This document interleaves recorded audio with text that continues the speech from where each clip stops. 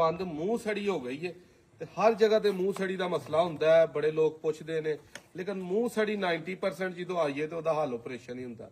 Easily operation ਕਰਾ ਲਓ। ਕਿਸ ਤਰ੍ਹਾਂ ਕਰਾਣਾ ਹੈ, ਕੀ ਚੀਜ਼ਾਂ ਤੁਸੀਂ ਕਰਨੀਆਂ, ਜਿਹੜਾ ਕੋਈ ਪੜਿਆ ਲਿਖਿਆ ਬੰਦਾ ਸਿੱਖ ਕੇ ਅਗਰ ਕਰ ਸਕਦਾ ਤੇ ਵੇਖ ਲਓ, ਨਹੀਂ ਤੇ ਡਾਕਟਰ ਨੂੰ ਬੁਲਾ ਕੇ ਪ੍ਰੋਪਰ ਜਿਵੇਂ ਕਰਨਾ ਉਸ ਤਰ੍ਹਾਂ ਤੁਸੀਂ ਕਰ ਲੈਣਾ। ਕੈਮਰਾ ਭਾਈ ਨੇੜੇ ਲਿਆਓ ਮੇਰੇ ਵੱਲ।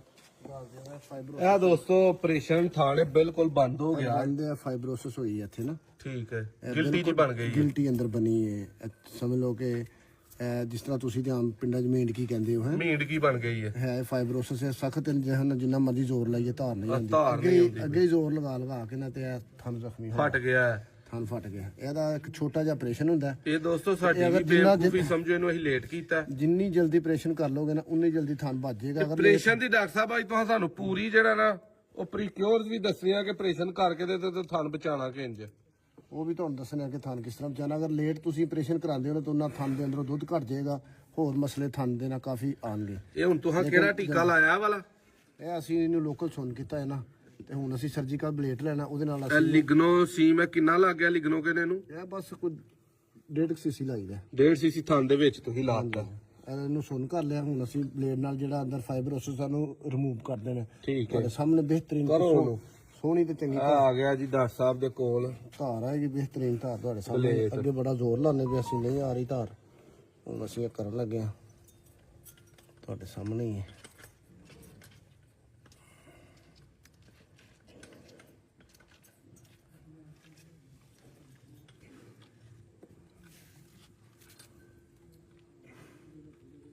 ਲਓ ਜੀ, ਇਹਦਾ ਹੋ ਗਿਆ ਜਿਵੇਂ ਆਂਦਾ ਨਹੀਂ ਚੀਨ ਟਪਾਕ ਡੁਮ ਡੁਮ, ਉਹ ਕੰਮ ਡਾਕਟਰ ਸਾਹਿਬ ਨੇ ਕਰਤਾ।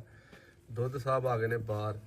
ਅਸਲ ਡਾਕਟਰ ਸਾਹਿਬ ਮੈਂ ਸਮਝਦਾ ਆਪਰੇਸ਼ਨ ਤੋਂ ਬਾਅਦ ਇਹਦਾ ਹੱਲ ਜਿਹੜਾ ਬਾਅਦ ਚੋਂ ਕਰਨਾ ਹੁੰਦਾ, ਉਹ ਤੁਸੀਂ ਸਫਾਈ ਸਫਾਈ ਦਾ ਖਿਆਲ ਰੱਖਣਾ।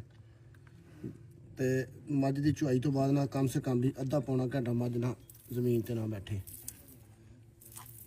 ਇਹ ਵੇਖ ਲਓ ਜੀ, ਬਿਹਤਰੀਨ ਤੁਹਾਡਾ ਦੁੱਧ ਆ ਰਿਹਾ। ਇੰਨਾ ਕਿਦਾ ਕੰਮ ਹੈ। ਬਾਕੀ ਜਿਹੜੀ ਮੈਡੀਸਨ ਲੱਗਣੀ ਹੈ ਅਸੀਂ ਤੁਹਾਨੂੰ ਦੱਸ ਦੇਣੀ ਹੈ, ਕੁਛ ਲਾ ਵੀ ਦੇਣੀ ਹੈ।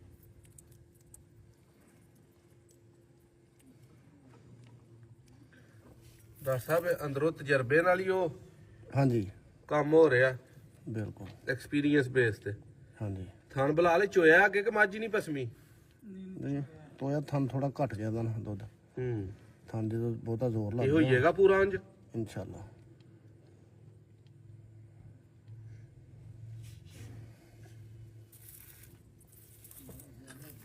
ਮਜ਼ੀਦ 1-2 ਦਿਨ ਲੱਗੇਗਾ ਨਾ ਤੇ ਤੁਹਾਡੇ ਬਿਲਕੁਲ ਧਾਰ ਬਿਹਤਰੀਨ ਹੈ।